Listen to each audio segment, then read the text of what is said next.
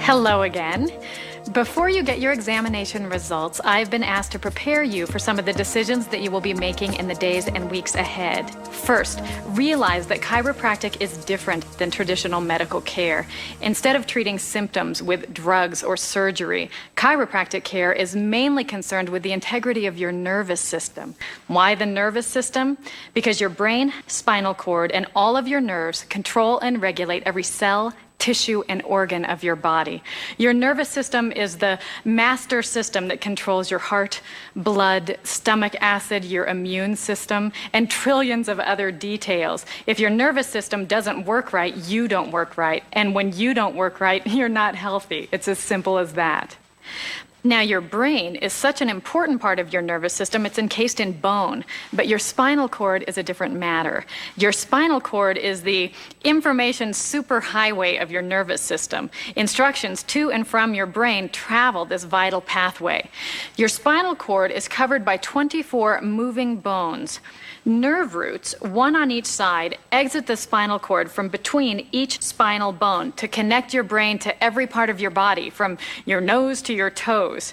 But each bone can move in many different directions. So if one or more of these spinal bones doesn't move right, it affects nearby nerves. One of two things can happen. The least common is a pinched nerve. Now, it's easy to see how a nerve might be pinched, but actually it's quite rare. I'm told only a fraction of chiropractic cases involve a pinched nerve. Instead, it's more likely that nerve tissue is stretched, chafed, or irritated in some way. This inflames adjacent soft tissue. Like a short circuit, nerve impulses become distorted, confusing your brain's ability to properly control and regulate your body. This is called the vertebral subluxation complex, or more simply, a subluxation. Your examination identified the exact location of any subluxations, and now you have 4 choices. The first is to ignore your problem and hope that it resolves on its own. And many health problems do resolve on their own, but rarely subluxations. In fact, if neglected, spinal problems usually worsen. This is what the side view of the neck should look like. This is the shoulder, and up here is the jaw. From the side, the neck should have a graceful forward curve, and there should be equal disc spacing between each bone. And the openings for the nerve roots should be clear and unobstructed. Many everyday activities can produce subluxations. These traumas, micro-traumas, and repetitive motions can stress the spine, as can drugs, alcohol, pollution, tobacco, poor nutrition, preservatives, and chemicals that affect the nervous system and the muscles that support the spine. Even our thoughts and emotions can affect the spine. Stress, fear, grief, and other emotions affect our posture, our muscle tone, and our ability to function normally.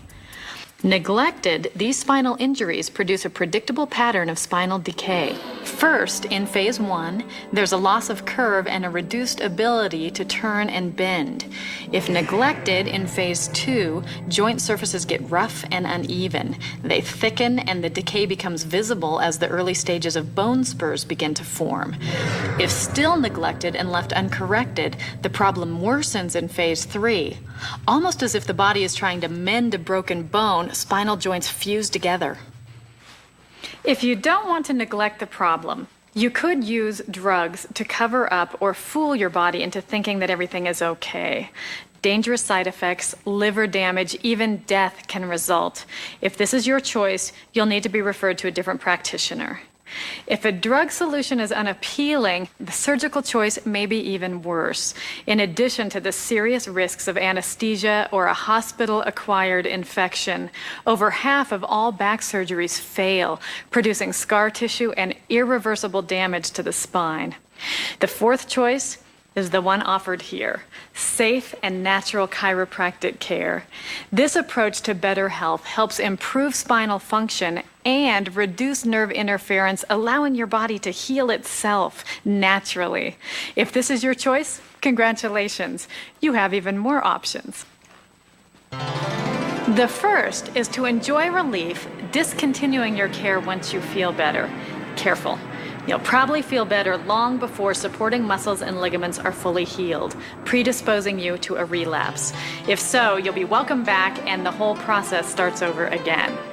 Once you feel better, continue your care to fully strengthen supporting muscles and ligaments and achieve maximum healing.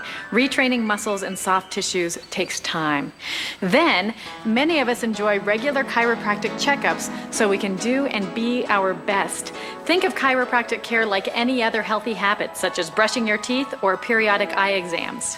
I've opted to take chiropractic to the wellness level. I think having the regular adjustment keeps you in good, healthy state and good physical well-being. I cannot imagine 20 years down the road not going on some sort of regular basis.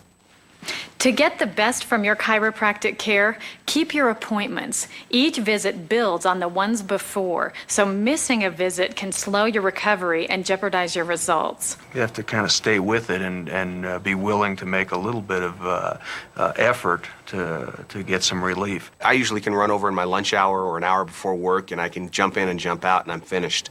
Second, become more active. Research shows that bed rest or a sedentary lifestyle can actually slow the recovery process. Recommendations may include exercises, stretching, swimming, or brisk walking. And this would be a good time to adopt other healthy habits such as drinking more water, improving your nutrition, and getting the proper rest. Ask about specific home care procedures that can enhance the healing process. And finally, keep a positive attitude and remain hopeful, knowing that chiropractic care has helped millions with a variety of health problems. Ask questions and stay involved. Those who do seem to get well faster.